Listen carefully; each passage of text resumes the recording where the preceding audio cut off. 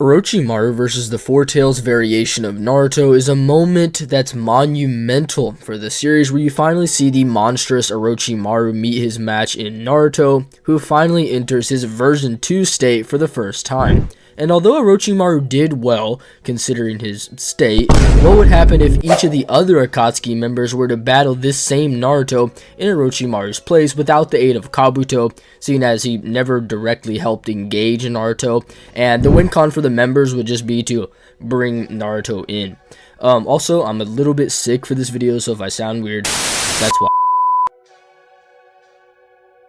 However, let's firstly begin with the forefront character of discussion today, being Naruto in his Four Tails state, in a section to underline and highlight the key points of both his arsenal and scaling, beginning with the preface of the Four Tails being, well, the Three Tails, which is actually extremely powerful, managing to rip Orochimaru's face straight off, leading into when he actually charges up his power, which outputs so much force that Kabuto was completely blasted and knocked off his feet, seeing him flying in the air with his glasses shattered, whilst he was coughing up blood due to the internal damage, where he would then sit against a tree healing himself for the rest of the battle. This would be the same Kabuto who has been noted to be a potential rival to Kakashi, the strongest Jonin in Konoha, which also aligns with how Sakura seems to imply that Kabuto isn't a character that Yamato, the top Anbu member, can play around with at the beginning of this battle. The battle between the two monsters begins with Orochimaru sending out his Thousand Snake Jutsu, where Naruto then just swipes his arm so hard that all the snakes seem to just be blasted away, emitting a force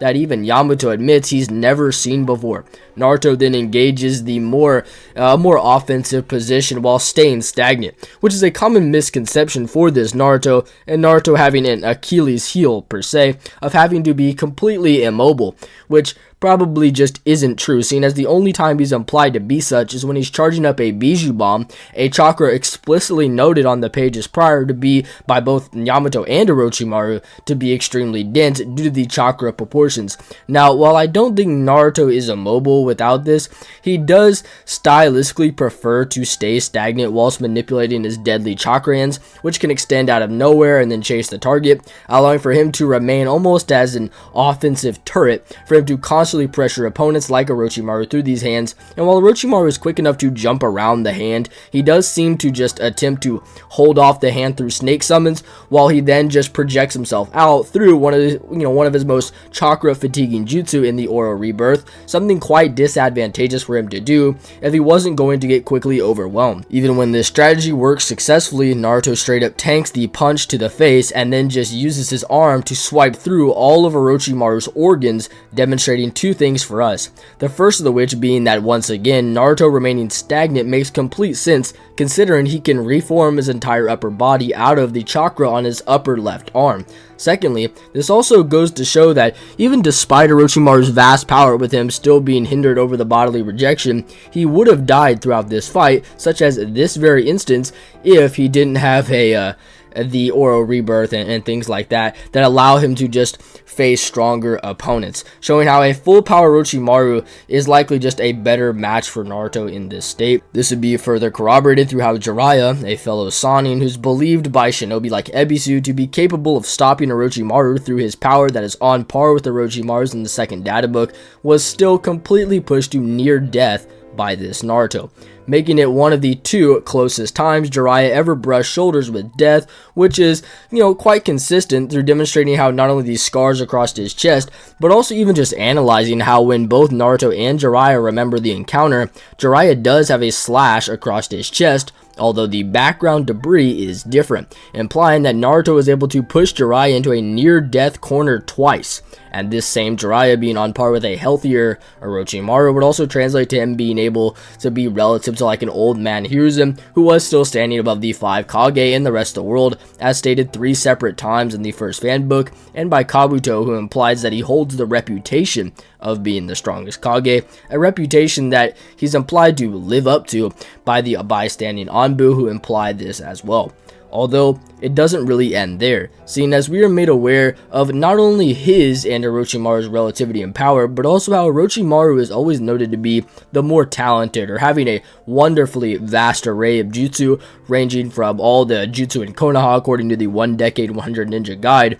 whereas on the contrary, Jiraiya is a marginally more taijutsu based fighter. Therefore, in them being on par with one another, and the third anime profile guide stating that Orochimaru and Hidan have practically the same taijutsu, then you could even make the case that Jiraiya would have even superior taijutsu to Hidan, yet it was still barely effective at simply protecting himself from this Naruto, hence then making this Naruto a likely superior relative fighter to the peak base Sannin tier and other characters like the 5 Kage individually. And while it's unclear if he used Bijou Bombs against Jiraiya, it's still a move he could use throughout his matches with the Akatsuki members if his poisonous chakra hand swipes are ineffective. Beginning with our first section in Hidan, I would like to first just open with, if you guys are enjoying the video so far, maybe this isn't your first time, stumbling on one of my videos, then definitely hit that subscribe button as it helps the channel out a lot. So yeah, as for Hidan and his power, I would like to preface that while he isn't as strong as the other members, and he's potentially maybe a little undercredited in some right through his relativity to Kakuzu, his partner, while Kakuzu is in base. Something you could see through how they put their arms up at the same speed in response to Yugito's bomb, how both can somewhat react to her combat speed, how they run at the same speed against Shiryu, how they can react to Zetsu's emergence at the same time, how they both react relatively to the bomb fake strategy, you name it. At least while Kakuzu is in base, Hidan is relative to him in reaction and combat speed, at least on a lower end, which would also then translate to him being above characters like the Tokubetsu Jonin and Shikamaru, who both just get heavily pressed by Kakuzu, which would be consistent with how Hidan can actually piece up Asuma through him doing backflips to dodge his own thrown melee attacks, while he also throws his 3-bladed scythe to then slice a piece of Asuma's cheek. However, with Asuma's best scaling beat to, being like to Kakashi using what the second data book calls his true strength, which is almost certainly knife fighting and CQC battles overall, which would mean that other Kakashi rivals like both Kabuto and Yamato being vastly inferior stat-wise to the Four Tails Naruto should be quite telling, especially which, if you couple it with how the Four Tails hide is specialized in negating piercing attacks from even the likes of Orochimaru's Kusanagi blade, which was able to rival Enma, the strongest of all animal summons, which was at one point capable of pushing the entire Nine Tails out of Konoha. And while obviously the Kusanagi blade can't scale to that, it is still certainly extremely powerful and of a much greater power than Hidan's scythe, which scales to Jonin like Asuma, when the Kusanagi blade scales to Kage like Hidan and what have you. Therefore, Hidan shouldn't, he should definitely just lose this battle against Naruto, when accounting for how he does try to block attacks born character if they are fast, such as Yugito's fireball. So yeah, Naruto should be able to kill him without having to move very much, and he should just be able to poison him or rip him to shreds, while Hidan's wincon simply doesn't exist because, well, he won't be able to pierce Naruto, and hence can't get blood from Naruto, giving Naruto the win like 10 out of 10 times. Following up with Kakuzu, we have a much more complex fighter, seen as, while, maybe his base taijutsu and reactions aren't exactly the cream of the crop, his ninjutsu is intensely potent, like the Wind Heart, which is stated to be like a natural disaster. When you couple it with his fire style, then it could even overpower Kakashi's water wall, and then most prominently like his Lightning Heart, which is also just presumably the fastest and is so strong that it can equal out 2 of Kakashi's Raikiri at the same time. A jutsu that alone can pierce and counter another one of Kakuzu's golden tickets, and how it allows for him to tank virtually every physical attack, which is the Diamond Morph. And he can just kind of use this to morph anywhere he chooses in exchange for the mobility of that part. Therefore, if Kakuzu splits his hearts, earlier into the battle to then allow for his hearts to fly around as they did in the War Arc, while simultaneously trying to shoot Naruto's body while evading the hand swipes, which Naruto can use more than one at the same time, to then potentially swipe it at a heart, maybe at a time, one at a time. And if Kakuzu were to land his ninjutsu, then I might see a problem. Like 2 Raikiri level power at a long range is absolutely absurd, and it's no wonder it took him 90 years of living to get these hearts. However, if Naruto is much smarter, then he could just like reappear at another part of his arms to then allow for his stationary body to get hit by the Lightning Heart and the Wind Heart, while he doesn't actually suffer really any damage. However, that's exactly what I would envision Naruto doing throughout this battle if he were to even need to, seeing as all of Kakuzu's ninjutsu were reacted to by Kakashi, with the aforementioned lightning heart being reacted to by, Ino and Choji at this, and this same Kakashi would also just state that Naruto has surpassed him, or is at least on his level, and this Naruto is obviously vastly inferior to the Four Tails of V2 state, a power that would throttle Jiraiya to near death, whenever this base Naruto actually, after the Kakuzu fight, can't even land a single scratch on Jiraiya, according to the Naruto Storm Generations cutscenes. Therefore, while I think Kakuzu in his high-level ninjutsu can account for multiple combatants at the same time, and his intellect is something that even Shikamaru compliments, he does stand, albeit a much better chance than his partner Hidan, but in the end, he should still very well get overwhelmed, likely even without Naruto having to use Biju bombs, but if he does, then well, it's over. So I definitely give Naruto the win here against Kakuzu, like maybe 7 out of 10 times. After the zombie duo, we now have Deidara, who's actually very impressive, and while I've been preaching the Deidara agenda for a while, seeing as, well, he is very underrated, and to attempt to not regurgitate all the same jargon you would typically hear, I want to essentially just sum it up like this.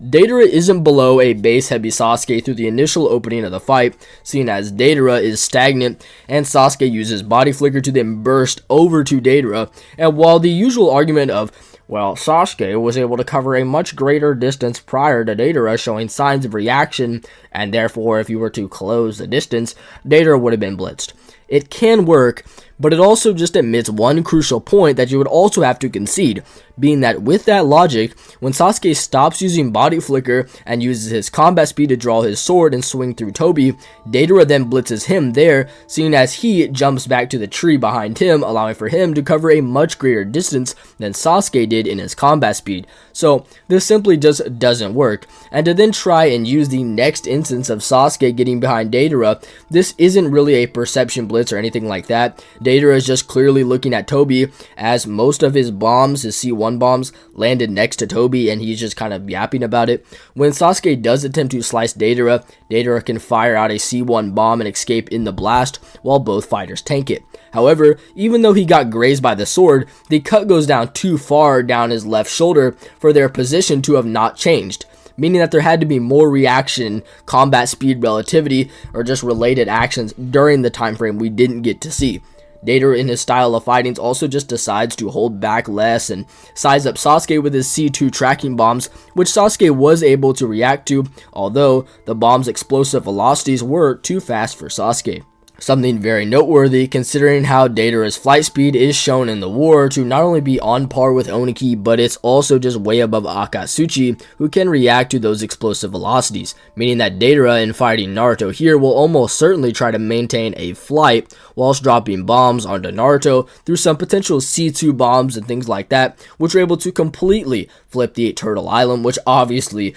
dwarfed the entire 8 Tails. If Naruto were to manage to swat them away, then Deidara could then just advance to using his tracking variation, or even just use his speed birds, which are explicitly much faster than his other bombs, throughout they were able to actually completely weave in and out of Gaara's giant Shukaku hand finger sand attack to then bomb Gaara himself. These would be absolutely perfect for Naruto, and these would just go right around the arms, and these can also usually be formed very easily with a right hand formation, which he usually uses left, but for these he uses right. Something very easy for Deidara to utilize, and the only reason as to why he didn't really use them against Sasuke was actually because his right hand's tongue was cut off by Sasuke's leg, which is made worse by how Deidara might not have even attempted it, as unlike the Gaara fight where Deidara would use face attaching bombs and, which he could use to catch Naruto's eye goggle, which actually allows him for him to fly in the atmosphere. And here's a graph showing just how high Deidara actually is when he's able to track Sasuke in a matter of minutes, something the Konoha squad and Kakashi's search dogs couldn't do, despite them all covering separate climates in that area. The eyeglass also isn't thermal to chakra, making this even more impressive. So, I mean, could Naruto's hands even reach this high if Deidara was to, reposition himself? Probably not. Anyway, I digress. He never manages to use any of these attacks and goes out of his way to stop sizing up Sasuke and use a C3 because he saw the Sharingan and wanted to show off his brand new C4 that he was planning to kill Itachi with. And the third databook favorite battles section, Kishimoto writes, quote, "Two very different ninja use contrasting styles in a heated battle. Long distance versus close range. Sasuke shines, showing off the power of his Sharingan," end quote. This virtually confirms that Sasuke's Sharingan is the primary factor that lost Deidara that fight, not only due to its ability to see and counter all of Deidara's plans,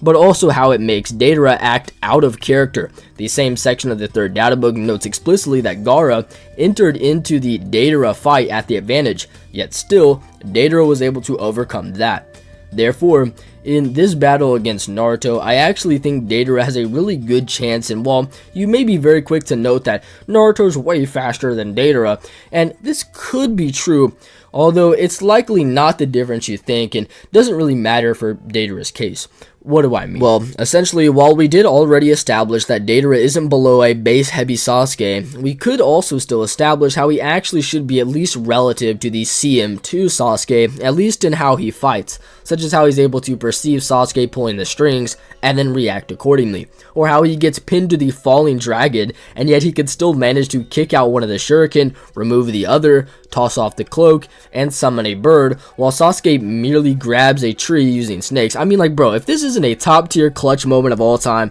I really don't know what is, but this would imply that they are relative and can react very similarly in similar time frames, something also highlighted when Deidara is able to turn around and react to an actively flying Chidori enhanced Sharingan CM2 Sasuke whilst fatigued. And this flying Chidori strategy is shown very consistently in battles like the Gaara fight, where in 2 times this was used by Sasuke. It was actually at the 2 most progressive points in the fight as well. It's actually faster than his fireball and his regular combat speed, and allows for him to keep up with those faster opponents. So this would obviously be, at least relative to a curse mark Sharingan Sasuke's combat speed or fireball jutsu, but anyway, what this would mean is that while yes, Naruto is definitely the faster of the 2, it's not like Naruto is going to be blitzing around Deidara or anything like that. Especially, at least, if you just say that he is in his flight speed already and is acting in character, which would give us a really good gauge of how he would interact with Naruto,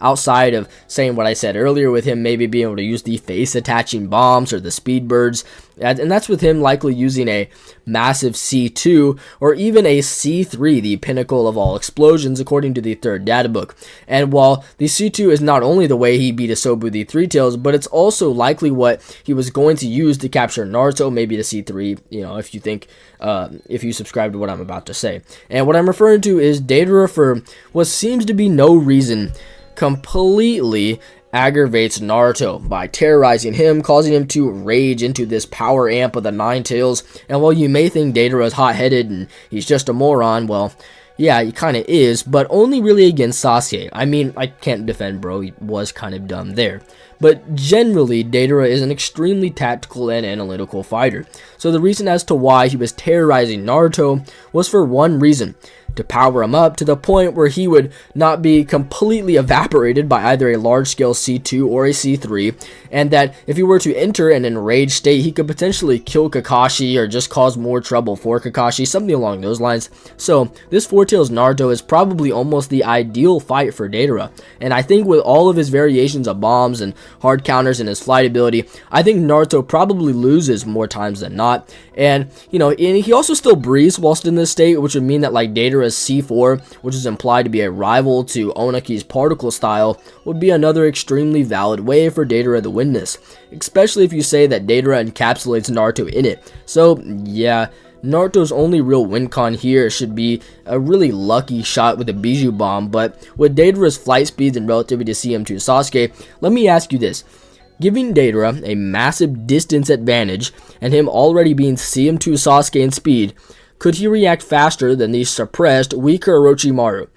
Of course. So, for Deidara, I would actually say that he should beat Naruto, give or take 7 out of 10 times. And wait, you're this deep into the video and still haven't liked the video? Alright man, whatever. Following Deidara up with his partner Sasori, he would be a character who I suppose I'm guilty of underestimating in the past. And in doing so, I hope to make up for that by granting him a more charitable and complete approach to his power by expounding, more upon why he's probably much closer to Deidara than what you may have imagined. Seeing as most importantly, Deidara actually concedes to Kakashi and Naruto that, quote, Sasori is stronger than I. Probably. Yeah. End quote. Therefore, would this just imply that Sasori is the superior of the two, point blank? Well, no, not necessarily, and it's actually a lot more complicated than that. And as I'm sure you all know, you've probably all heard the counter-argument to this, that Deidara, in knowing of Kakashi's reputation and wanting less opponents, lied about Sasori's strength in hopes that Kakashi would go away and battle the supposed stronger fighter.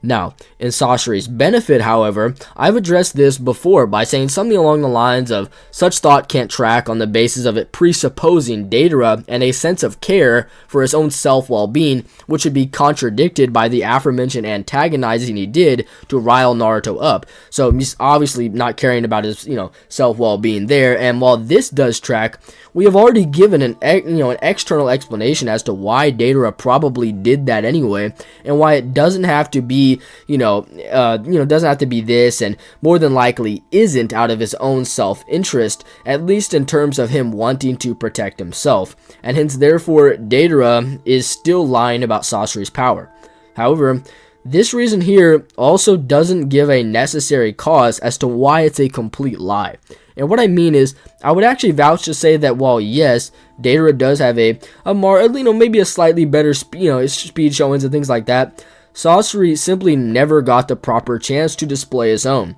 and therefore it's not as easy to say that Deidara is stronger via feats, and therefore this is a lie, as Sasori's speed ceilings are left ambiguous, and his Iron Sand is at least stronger than Deidara's bombs, seeing as the Iron Sand is stated to be the most fearsome weapon in all of Tsunegakure, placing above Shukaku and Gaara's Sand, which is obviously worse, yet it could tank Deidara's pinnacle attack in the C3. Therefore, maybe you would then have a similar basis to assert that since the Iron Sand is stronger than Deidara's bombs, he would then also be faster as well. Therefore, the conclusion here would be that we practically just don't know, and it essentially can fall either way depending on how high you would interpret Sasori's scaling. Which also, really quick, him having a stronger Sand than Gaara, meaning he could tank a C3, doesn't mean he would win, seeing as Sasori's third Kazekage has vastly much less Sand than, either Gaara or Rasa, and Deidara could just weave around the Sand and hit Sasori point blank with a Speed Bird if, again, you subscribe to his speed scaling, which,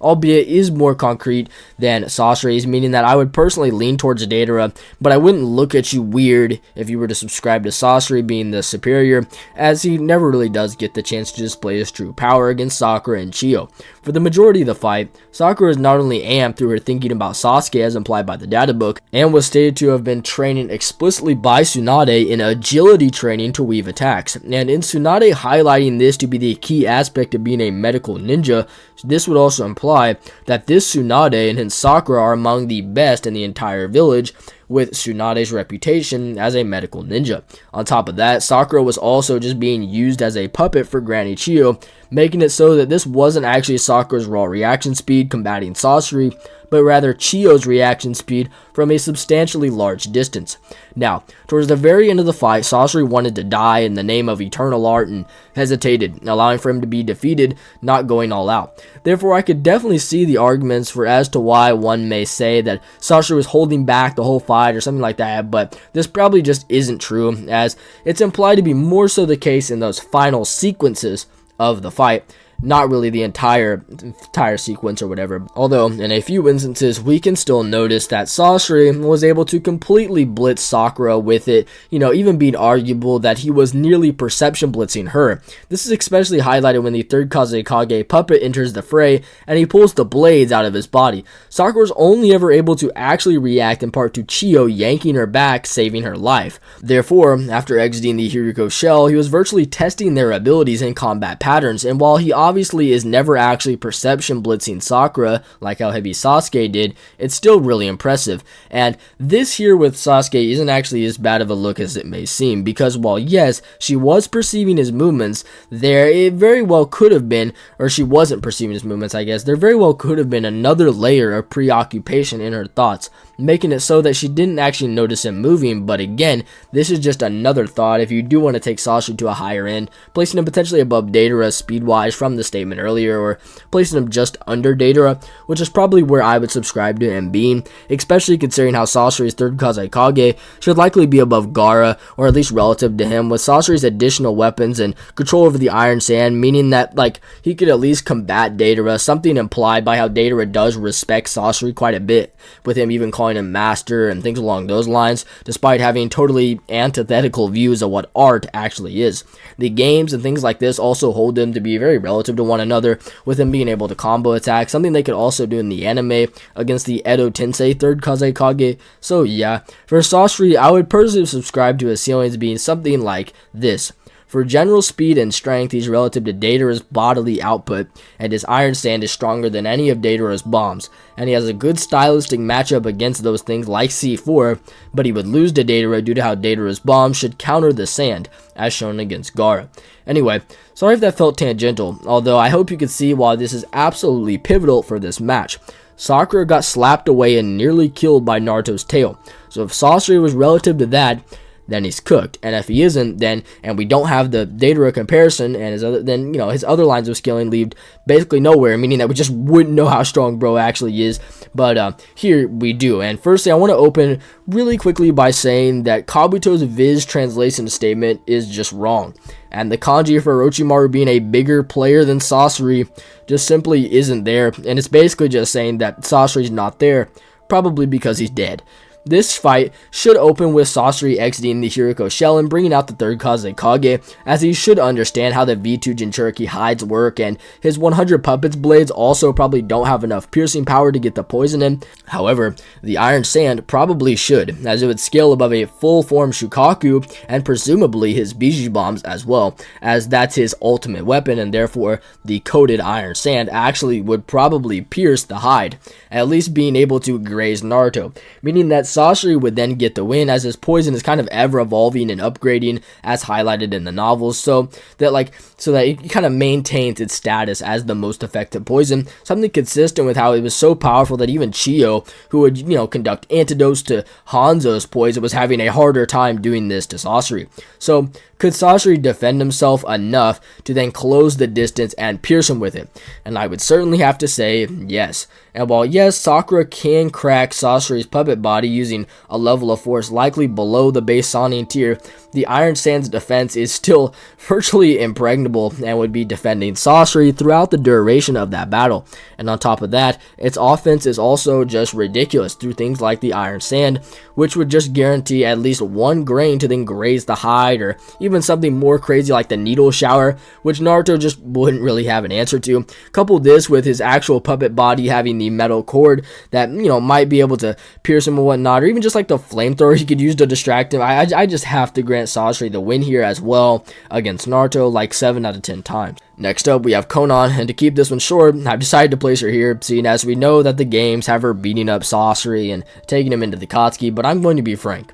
The Revolution cutscenes are terribly unreliable and are always in conflict with the manga canon implications. So firstly, write that off. Secondly, write off her encounter with Obito, as she won't have prep against Naruto. This leaves us with one final option, being that she might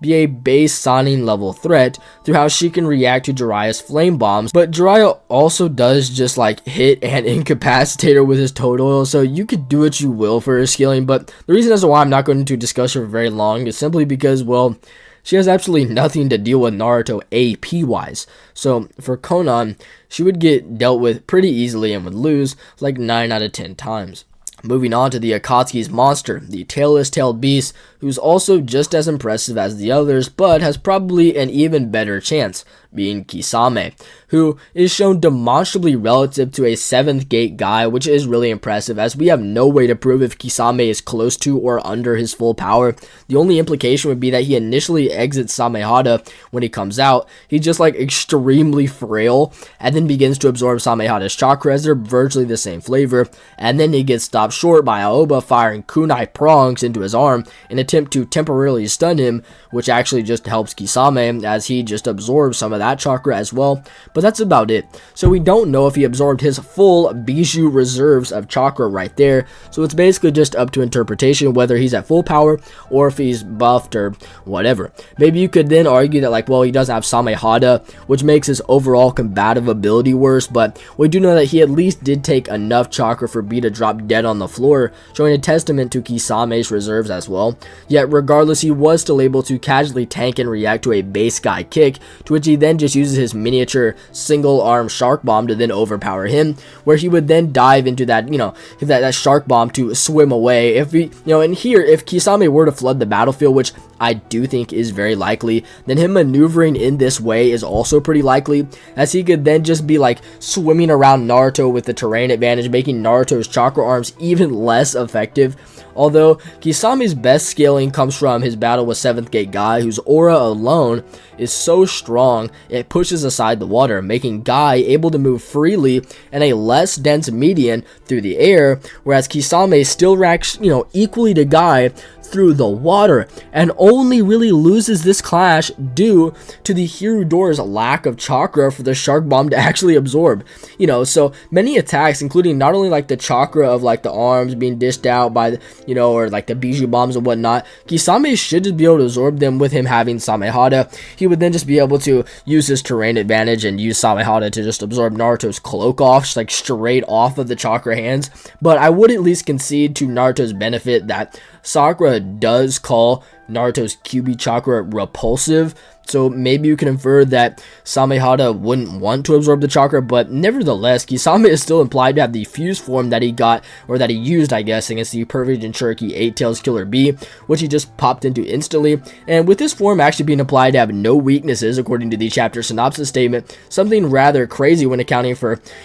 what this is actually being used to place him concretely above a V2 Killer B, but regardless of his octopus advantages at all, seeing as Kisame can actually completely blitz around this B and then use his bone-like structures that emerge to then straight up absorb through B's V2 and V1 cloak at the same time, meaning that he should also then just be able to do the same to Naruto no matter what. So for Kisame, he has a lot of ways to mitigate and work around Naruto's advantages through things like his large-scale water style and 1000 shark jutsu and things like that. So yeah, for Kisame, I'd say like he'd win like 7, maybe 8 out of 10 times. Following up with Kisame's partner, Itachi, who should come into this battle pretty well equipped to not only, be the much faster through several avenues. Maybe you could like note how Kisame in the Akatsuki novel has a power that's so inferior to Itachi's, it feels like Itachi is suppressing his own power, which fits with how the games have Kisame keeping up with the sick Itachi just before the Sasuke battle, at least while he's using 3 Tomoe. But as soon as the MS comes out, Kisame just concedes. He's like, I'm done.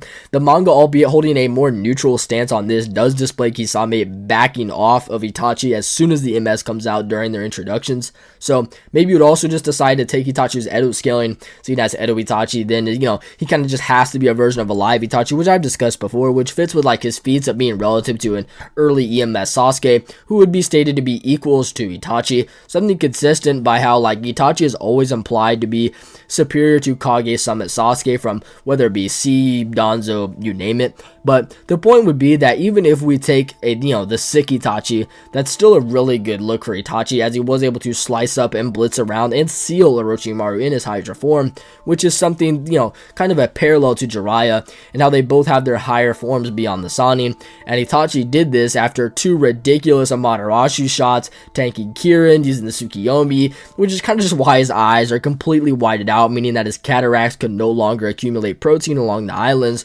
meaning in simpler terms, he was blind while blitzing a form of Orochimaru that's vastly above his base self, meaning that Itachi comes into this fight with a massive speed advantage against Naruto, allowing for this fight to primarily depend on Itachi's attacks. And well, Itachi just has a very nuanced arsenal and many MS related attacks that he could use, like the Amaterasu, which would not only engulf Naruto as it did to the V2 Yagura, the 3 Tails Jinchuriki in the anime, or as Sasuke did to Yuki back in their battle. The Amaterasu would not only allow for Itachi to one-shot Naruto without having to use his own stamina, but it also just allows for Itachi to then press on more attacks if it doesn't work, like presumably the Totsuka Blade, which could just pierce Naruto, who doesn't seem to have a much conscious thought, since even Orochimaru didn't care to try to dodge it. So Naruto will probably just stand there, resulting in him being skewered and being sealed. And even if you were to somehow blast out a Bijou Bomb during that time frame or what have you, the Yadamir should then just be a perfect match to then counter and repel the Bijou Bomb through matching the force of and the attributes of the bomb itself. So yeah, for Itachi, I wouldn't subscribe to this match being very long, and I would almost argue that he has the best stylistic advantage going against Naruto just due to his one-shot abilities and some techniques. So yeah, Itachi should come out with a victory like 10 out of 10 times. After Itachi, we have the invincible 6 paths of pain, a remark made by the third data book, which would cover over Four Tails Naruto's time period, meaning that just through that, pain is already stronger than this Naruto, which is consistent with the chapter 364 synopsis statement, which calls him the strongest man in the Akatsuki. So for pain, with him also being a rival to Six-Tailed Naruto, whereas he can outrun him and use jutsu like the Chubaku Tensei, with the anime having them enter into a much more engaging battle, I would say that's pretty clear for Pain as well. And okay, look at it like this. Pain can take on 2 more tails on top of this for this Naruto, with the new benefit of Naruto preferring to run around and use Bijou Bombs, which he's much faster at using, which Pain can then outmaneuver and tank. So it's just like Pain's comparison to Naruto is even more direct than either Itachi's or any other member for that matter. So in conclusion, for Pain, he would also just certainly be able to capture Naruto by absorbing his chakra or combating most of his attacks through like Shinra Tensei, Bansho Tenin. Maybe he could pop out some of like the animal summons like the centipede, rhino, crab, chameleon, like whatever, just to kind of stall Naruto and make him use the chakra hands more and focus them on other things while the Diva Path can do what he pleases. Like maybe he just wants to use Chibaku Tensei as he did in the original timeline. But yeah, he's a lot of other avenues as well, and it's pretty direct. I mean, he fought Six Tails, so he's definitely taking it here like 10 out of 10 times. But what did you guys think? Do you guys think Pain does better? Do you think Sasori does worse? No matter what opinion you do have, I do love to read your thoughts in the comments below. And be sure to consider hitting that subscribe button, as it helps me out more than you guys would possibly realize. And I know many of you guys who do watch my content sometimes forget that you're not subscribed or whatnot. But anyway, beyond that, and more importantly, may God bless you all. I love you guys.